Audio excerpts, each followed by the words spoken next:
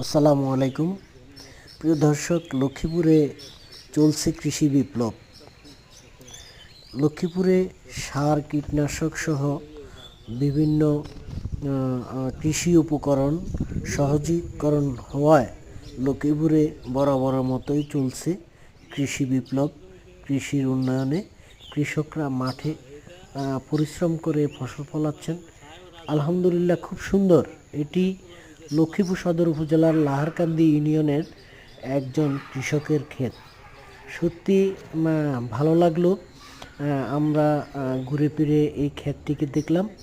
আমরা আশা করব এই কৃষক ইনশাল্লাহ ভালো ফলাফল পাবেন, তিনি ভালো ফসল উৎপাদন করতে পারবেন, এই আশাবাদ ব্যক্ত করছি। আমরা দেখছি লক্ষ্মীপুরে খুব সুন্দর কৃষি উৎপাদন এবং কৃষি খামার। ধন্যবাদ সবাইকে।